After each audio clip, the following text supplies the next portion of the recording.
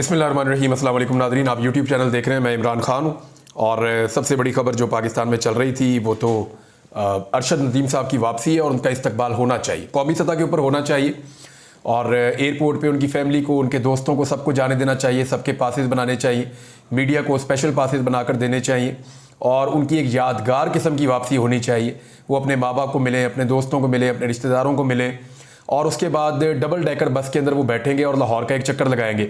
मौसम भी ठीक है, रात के वक्त वो उतरने वाले हैं लाहौर में और अगस्त के महीने में उतना बुरा नहीं होता रात का मौसम और अगस्त का मिड चल रहा है, तो पाकिस्तानी बहुत बड़ी तादाद में उस बस के आसपास चलेंगे, उनको लेकर जाएंगे, वो शहर से घूमेंगे, जहाँ जहाँ से गुजरेंगे लोग उनका इस्तकबाल करेंगे, लोग उनके ऊपर फूलों की पत्तियां निछावर करेंगे, लोग पाकिस्तान के झंडे लेकर आएंगे, पाकिस्तान के लिए नारे लगाएंगे और लोग इनको वेलकम करेंगे। इस इवेंट को जो है ना वो एक कौमी सतह का इवेंट रहने देना चाहिए। इस इवेंट को पाकिस्तान की यकजहती का इवेंट रहने देना चाहिए। वो शक्लें या वो चेहरे जिनसे पाकिस्तानी नफरत करते हैं और उनकी शक्ल नहीं देखना चाहते, उन शक्लों को इस बस से दूर रखना चाहिए। मैं फिर गुजारिश कर रहा हूं कि वो शक्लें जो अब इस काबिल भी नहीं रही कि वो एक बस के अंदर बंदे पूरे भर लें, क्योंकि लोग उनसे अब नफरत करते हैं, उन शक्लों ने अगर ये कोशिश की कि वो बस के ऊपर चढ़ जाएं और बस के ऊपर चढ़ के वो एक झूला ले लें इसके साथ और इसकी मकबूलियत का फायदा उठाएं और नीचे अवाम के साथ फोटोएं बनवाने की कोशिश करें, तो अवाम ने वो हालत करनी है इनकी। मैं पहले आपको बता रहा हूं और इसलिए नहीं बता रहा कि ये कोई प्लान हो रहा है, मैं आपको इसलिए बता रहा हूं कि पब्लिक अंदर से भरी हुई है। जो आपने झूठे वादे कर करके जी इतना बिल आएगा तो इतना मुफ्त कर देंगे, तो ये कर देंगे, तो वो कर देंगे, तो इंज कर देंगे, इतने इतने बड़े जमीन आसमान के कलाबे मिला के आप सब ने मिलकर अवाम की जेब के ऊपर डाका डाल दिया। अब लोग आपकी शक्ल नहीं देखना चाहते। मेरे ख्याल में शहबाज शरीफ को, मरियम नवाज को अगर शौक है तो वो एयरपोर्ट को अवॉइड करें, उस बस को अवॉइड करें और वो एक तकरीब के अंदर बुला के इनको जो इनाम देना वो दें। ये एयरपोर्ट पे जाके पब्लिक स्टंट करना ये गैर जरूरी है। इस वक्त इस जमात की हालत ये, यानी मुझे जो पता चला, पहले तो मुझे पंजाब से ये इन्फॉर्मेशन आई, मेरे कुछ सोर्सेज ने बताया कि जी ये लोग जा रहे हैं एयरपोर्ट पे उसको रिसीव करने के लिए, तो हमें सिक्योरिटी के बड़े सख्त इंतजाम करने पड़ेंगे, तो उनकी फैमिली, उनके फैमिली फ्रेंड्स और बहुत सारे मीडिया वालों को हमें रोकना पड़ेगा जी। और हम उन्हें पासेज इसलिए जारी नहीं कर पाएंगे, लोगों को ज़्यादा अंदर नहीं जाने देंगे और थोड़ा महदूद करेंगे और सिक्योरिटी ज़्यादा करेंगे। वजह यह है जी कि VVIPs आ रहे हैं, एक तो सारा उनके आने का मजा खराब कर देंगे आप। इंडियन क्रिकेट टीम आई थी, उनकी बस के ऊपर कौन सवार हुआ था? कोई भी सवार नहीं हुआ था, तो बस कर दो, बहुत हो गई है, आपकी मकबूलियत खत्म हो गई है। किसी एक आदमी को तो मकबूलियत एंजॉय करने दो पाकिस्तान में, वो चैंपियन है, हीरो है इस मुल्क का, उसको हीरो की तरह आने दे। उसके आसपास आप इकट्ठे होंगे, लोगों को बुरा इमेज जाएगा। मेरे ख्याल में कोई भी पॉलिटिकल पार्टी हो उसको अपने आप को इन चीज़ों से दूर करना चाहिए। हाँ ठीक है, आप तकरीब कर लें बाद में, ऐवान वज़ीर आला में मरियम नवाज साहिबा कर लें और अगर मिलने का शौक है उनके घर जाके मिल लें या अपने घर बुलवा के मिल लें, वहाँ पे उनको जो चेक देना है, जो भी उनको एजाज़ देना है वो उनको वहाँ पे दे दें। सदर साहब ने मिलना है ऐवान सदर में बुला लें, अगर कोई इदारे ने मिलना है वो अपने इदारे में बुला के बाद में मिल लें या जाके उनके घर में मिल लें। शहबाज शरीफ वज़ीर आज़म हाउस में बुला सकते हैं उनको, वहां पे मिल सकते हैं, उनके ऑनर के अंदर एक तकरीब रख सकते हैं, तो ये सारा कुछ कर सकते हैं, सारा कुछ है इनके पास। ये कैश करने जा रहे हैं उसकी पॉपुलैरिटी कि जनाब हम सबसे पहले पहुंचे, हमने इसको बनाया। वो क्या कहते हैं, मुक्के लड़ा लो, आपका विजन है, आपका विजन है, इथों लैके 5 फुट तक को इट नहीं सुट्टी जाती, आपका विजन है। यानी ये आपका कैसा विजन है आपका कि यानी जो पाकिस्तान में कोई कामयाबी हो जाए अपने खाते जबरदस्ती डाल लेते हैं और जो नाकामी हो जाए वो दूसरे के खाते जबरदस्ती डाल देते हैं। आपका विजन है पूरी दुनिया में। आपने ये जुमला बोल के, राना मशहूद साहब, मैं बड़े बड़े अच्छे दोस्त हैं, उन्होंने मजाक बनवा दिया पाकिस्तान का, बड़ा अनफॉर्चुनेट है। तो वो पंजाब हुकूमत की दौड़ें लगी हुई हैं कि जी प्रोटोकॉल इधर देने पड़ेंगे सबको, और अगर बस के अंदर सवार होने का इन्होंने फैसला कर दिया। वैसे मैं आपको ये बताऊं कि मुझे कुछ लोगों ने बताया कि ये बात आगाह की गई है कि बस के उत्ते सवार होना है तो ताड़ी अपनी जिम्मेदारी है। अगर आप बस के ऊपर सवार होना चाहते हैं तो नीचे लोगों की जबानें नहीं हम बंद कर सकते। अगर नीचे से कोई कुछ भी बोलता है तो जमहूरियत अभी वो बोलता है। अब इतना बड़ा इवेंट होगा, ऊपर एक कौमी हीरो है और वो जा रहा है बस के अंदर, नीचे लोग खड़े हुए हैं, वो उसके साथ खड़े हुए देखते हैं किसी ऐसी शक्ल को जिसपे उनको गुस्सा है कि उसने उनकी जेब पे डाका डाला है और वो कोई 2 जुमले बोल देते हैं तो आप उसको गिरफ्तार करेंगे। पूरी दुनिया में पाकिस्तान का क्या इमेज जाएगा? पूरी दुनिया के अंदर पाकिस्तान को खराब करेंगे। लिहाजा अवॉइड करें, बड़े मौके अल्लाह आपको दे देगा सियासत करने के, कहीं और जाकर सियासत कर लीजिएगा। अपनी तो सियासी औकात अब ये रह गई कि बस के अंदर बंदे पूरे नहीं कर सकते आप, तो बस के ऊपर चढ़ने का इन्हें शौक है कि मैं दूसरे की बस पे चढ़ जाऊं और उसके बाद बाहर जो आवाम उसके साथ जा रही है वो सारी मेरी जो है वो मेरे लिए नारे लगाए। लोग आपके लिए नारे नहीं लगाएंगे। पहले भी कई बंदे बेचारे मुअत्तल हो गए इसी चक्कर में, लाहौर वालों को भी अब चैलेंज पड़ा हुआ है, तो मेरे ख्याल में इसे अवॉइड करना चाहिए। एक और बहुत बड़ी खबर है, और ये बड़ी इंपॉर्टेंट खबर है। और ये है जी, जिन लोगों ने ये सोचा ना कि सुप्रीम कोर्ट ऑफ पाकिस्तान के फैसले पर इंप्लीमेंट नहीं होगा, उन्हें लगता है कि ये 41 सीटें, अब फॉर्मूला मैं आपको बता देता हूं। फॉर्मूला ये बनाया गया हुकूमत की जानिब से और उनके सहूलतकारों की जानिब से कि ये जो 41 सीटें मिलने जा रही हैं पाकिस्तान तरीके इंसाफ को, इनको रोक लिया जाए। जो 39 चली गई वो तो चली गई, इन 41 को रोक लिया जाए। जब ये 41 रुक जाएंगे तो ये आजाद उम्मीदवार हो जाएंगे। तो 41 हो गए आजाद, बाकी सारे हो गए पॉलिटिकल पार्टीज के। तो पीटीआई को जब मुतनासिब नुमाइंदगी मिलेगी तो उन्हें 39 सीटों के हिसाब से मिलेगी, 41 के हिसाब से नहीं मिलेगी। तो जब उन्हें 39 के हिसाब से मिलेगी तो उनके नंबर कम हो जाएंगे।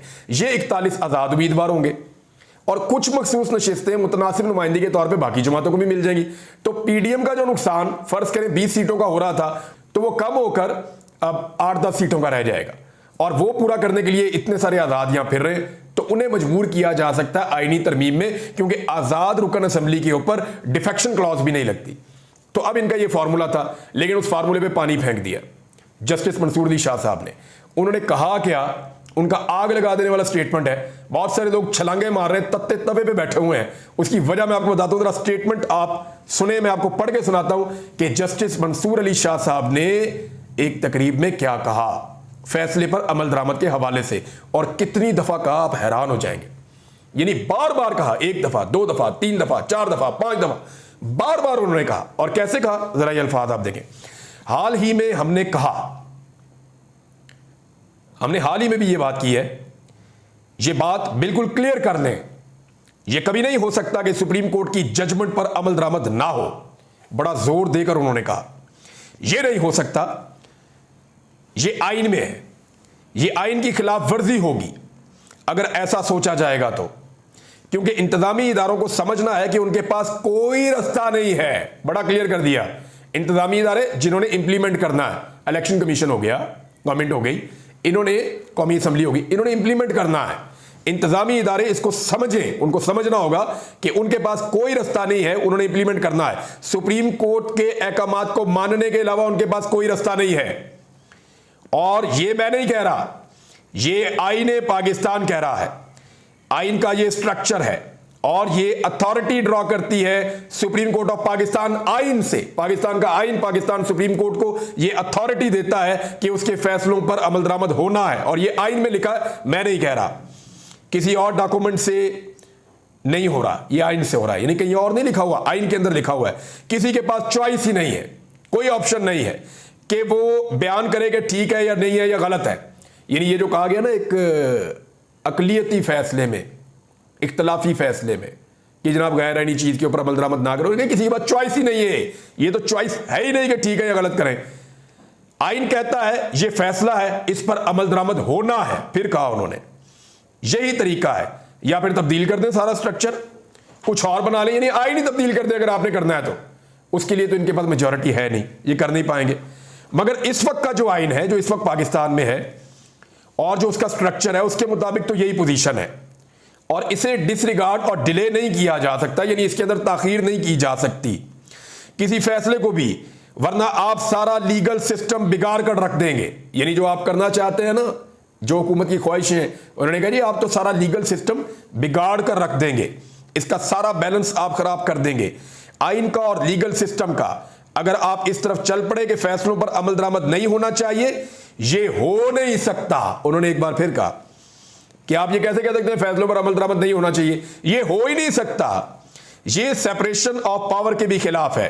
सेपरेशन ऑफ पावर होता है कि हर एक की अलग अलग पावर होती है ना, हुकूमत चलाने के लिए या एक रियासत को चलाने के लिए मुख्तलिफ जगहों पे मुख्तलिफ पावर्स काम कर रही होती हैं। जुडिशरी होती है, एग्जीक्यूटिव होती है, इंतजामिया, और लेजिस्लेचर होते हैं जो कानून साजी करते हैं। तो सबके अपने अपनी पावर्स होती है ना। तो उन्होंने ये मिसाल दी, तो उन्होंने कहा मीडिया उसकी अपनी एक अलग सेपरेशन ऑफ पावर है। तो उन्होंने ये कहा कि सेपरेशन ऑफ पावर हमें एक काम देता है, एग्जीक्यूटिव को एक और काम देता है, लेजिस्लेचर्स को एक और काम देता है। जो हमारा काम है वो हम करेंगे, वरना आप सेपरेशन ऑफ पावर को भी आउट ऑफ बैलेंस कर देंगे। और ये सेपरेशन ऑफ पावर जमहूरियत का अहम कंपोनेंट है और इसको डिस्टर्ब नहीं होना चाहिए। बार बार उन्होंने कहा, लगातार उन्होंने कहा, और वो कहते रहे कि हर हाल में आपको सुप्रीम कोर्ट ऑफ पाकिस्तान के फैसले पर अमल करना है। अब जिसमें हिम्मत है ना वो करके देख ले कि वो अमल नहीं कर रहा। यास्मीन राशिद साहिबा के हवाले से एक खबर है और मैं वो खबर आपको ज़रूर सुनाना चाहूँगा क्योंकि उन्हें बहुत लंबा अरसा हो गया कैद में। रोज़ाना वो नवाज शरीफ को शिकस्त देती हैं। नवाज शरीफ चाहते तो एक दफ़ा हार जाते उनसे, लेकिन नवाज शरीफ ने पसंद किया कि वो रोज़ाना यास्मीन राशिद से हारेंगे। तो उन्होंने कहा कि 9 मई के पुरतशद्दुद वाक़यात से मुताल्लिक अपने खिलाफ दर्ज मुकदमात में ज़मानत की दरख्वास्त पर समाअत के दौरान उन्होंने जज से कहा, अगर मुझे जेल में कुछ हुआ तो जिम्मेदार आप होंगे, सिर्फ मेरी नहीं सब दोस्तों की ज़मानतें होनी चाहिए। देखिए आज भी वो खातून कह रही है कि मेरी ज़मानत अकेली की नहीं, सारों की ज़मानतें होनी चाहिए और सबको बाहर आना चाहिए। ये है लीडर, ये एक माँ की तरह वो डील करती हैं, एक लीडर की तरह वो डील करती हैं और उनका ये कहना है कि कुछ भी हो मैंने अकेले ने बाहर नहीं आना, सबको बाहर आना चाहिए। फिर शाह महमूद कुरैशी दौरान समाअत रोस्टम पर आए और कुरान मजीद पर हलफ लेने की इस्तदा की। उन्होंने कहा कि अदालत मेरा और प्रोसिक्यूशन का कुरान मजीद पर हलफ ले, सबूत और गवाहों को छोड़े, अब बात कुरान मजीद के हलफ के ऊपर होगी। उन्होंने कहा हलफ ले ले अगर हम जिम्मेदार हैं, मैं बताता हूं मैं इसके लिए जिम्मेदार नहीं हूं। शाह महमूद कुरैशी साहब ने तो यह भी कहा कि 40 साल हो गए मेरी सियासत, 39 साल मेरे ऊपर एक भी पर्चा नहीं हुआ, ये 40वें साल मेरे ऊपर 55 पर्चे हो गए। ये कैसा साल था? ये वो साल था शाह साहब जब एस्टेब्लिशमेंट आपके खिलाफ हो गई। ये वो साल था जब पाकिस्तान में पूरा निज़ाम एक तरफ खड़ा था और आप इमरान खान के साथ दूसरी तरफ खड़े थे। बहरहाल शाह महमूद कुरैशी साहब ने जो बात की वो मैंने आपके सामने रख दी। उन्होंने कहा कि इमरान खान एक सियासी हकीकत है, ये भी कहा उन्होंने, और उसको तस्लीम किए बगैर मुल्क में इस्तेहकाम नहीं आ सकता। 75 सालों से गद्दारी के सर्टिफिकेट बांटे जा रहे हैं, एक दूसरे को गद्दार कहना बंद होना चाहिए। बलोच रहनुमा नवाब अकबर बुगटी के साथ जो हुआ वो जुल्म था, अकबर बुगटी एंटी पाकिस्तान नहीं था। उन्होंने कहा महमूद अचकज़ई जमहूरी सोच रखने वाले शख्स हैं, जमहूरी और आईनी सोच रखने वाला शख्स गद्दार नहीं हो सकता। बलूचिस्तान में अमन का रास्ता मुज़ाकरात से गुजरता है, ये उन्होंने कहा। और बलूचिस्तान को मैं आपको ये बता दूं कि बलोच यकजहती कमेटी ने इतना बड़ा प्रोटेस्ट किया तुरबत में कि कोई पॉलिटिकल पार्टी मेरी नज़र में वहां ऐसा नहीं कर सकती। आज वो बलूचिस्तान की सबसे बड़ी सियासी और समाजी आवाज़ बनकर उभरे हैं। यानी उनके बारे में थोड़े दिन पहले ये कहा गया कि वो गद्दार हैं या गद्दारों की प्रॉक्सी है, तो फिर तो पूरा बलूचिस्तान ही गद्दार हो गया मेरे हिसाब में। भाई उनका जलसा होता है, लोग छतों के ऊपर, गलियों के अंदर, सड़कों के अंदर, मैदान के अंदर, स्टेज के ऊपर बगैर इंतजामात के लोग इकट्ठे हो जाते हैं। वो बताते हैं फलां जगह जलसा करेंगे, एक छत के ऊपर एक लड़की खड़ी होती है अकेली, मारंग बलूच, या उसके साथ 2-3 और खवातीन है। वो जब खड़े हो जाते हैं तो पूरा बलूचिस्तान आकर खड़ा हो जाता है। यानी उन्हें अब कोई बहुत बड़ी बड़ी पॉलिटिकल पार्टियों की आवाज़ों की जरूरत नहीं है, वो खुद एक बहुत बड़ी आवाज़ बन गए बलूचिस्तान की। तो उन्होंने बहुत बड़ा जलसा किया है। बलूचिस्तान की जो बलोच यकजहती कमेटी है, मेरे ख्याल में उनके मुतालबात माने जाने चाहिए और अभी कुछ उनके साथ चीज़ें गवर्नमेंट की तय भी हो रही हैं, जो इतलात आ रही हैं, जो बड़ी खुशाइन बात है। उमर अयूब साहब ने एक स्टेटमेंट दिया और ये बड़ी अहम बात है जो उमर अयूब साहब ने कही है।